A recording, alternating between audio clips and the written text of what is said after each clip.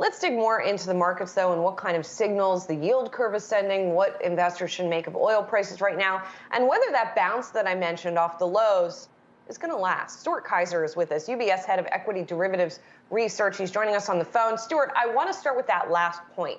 So we have seen now about a 9.5% rally from the lows of the S&P 500. We've started to see some calls that maybe that rally is sputtering out. What are you seeing here in terms of all the tea leaves that you tend to watch? Hey, good morning, Julie. I think we're a little bit skeptical, I think, of the rally that we've seen so far.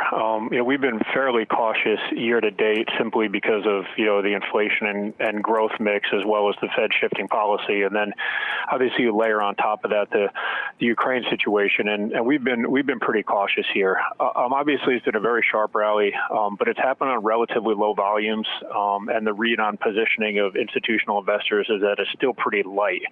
So it does seem like a rally that, hasn't been supported by a wide range of people. And the two risks that I mentioned, I think, are still prevalent out there in the market. So, we're still fairly cautious here, with the caveat that you have to respect the price action. And, if the market is behaving in a way that's maybe more positive than you think, I think it's worth kind of taking that on board. But big picture, I think we are still fairly cautious ahead of, what's going to be really important retail sales and inflation data over the next couple of weeks. And then obviously a key Fed meeting. So, look, I don't think the rally is without warrant, because you have to respect what the markets are telling you. But big picture, we're still pretty cautious about things. Stuart, give me one thing that could undo this rally to kick off April. Yeah, I think higher oil prices is probably number one. I think the price of oil right now is a pretty good market barometer for escalation in the Ukraine. Obviously, high prices get people worried about the growth outlook kind of medium term. And then near term, it gives you inflation risk. So I think, a quick move higher in the price of oil would be probably the number one risk. And then I think a close second would be the market pricing how many total rate hikes we're going to get from the Fed. There's a narrative here that if we get 50 basis points in May, that's just pulling forward, and your total of number of hikes is going to be about the same.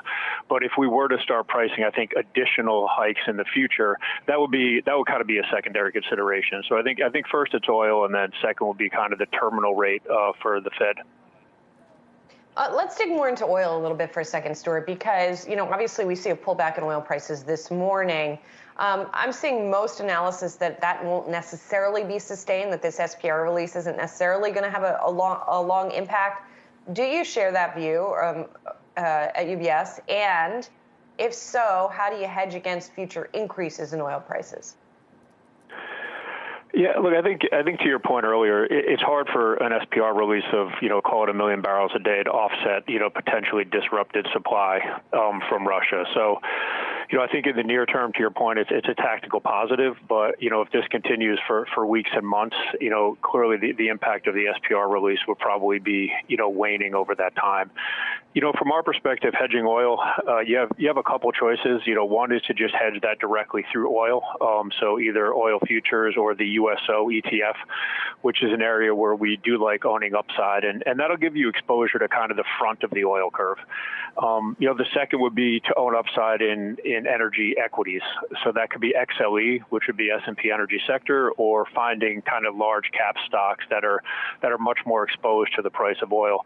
I think the key there, though, is that energy equities tend to respond less to 1 month oil prices and more to how oil prices are behaving, a little bit further out, kind of 12 to 24 months. So I think if you think this is just a tactical issue, you probably focus, strictly on the price of oil. If you think this is something a little more structural that is going to get oil prices up, over the foreseeable future, call it 12 to 24 months, then I think you want to do that through XLE and parts of the energy asset class.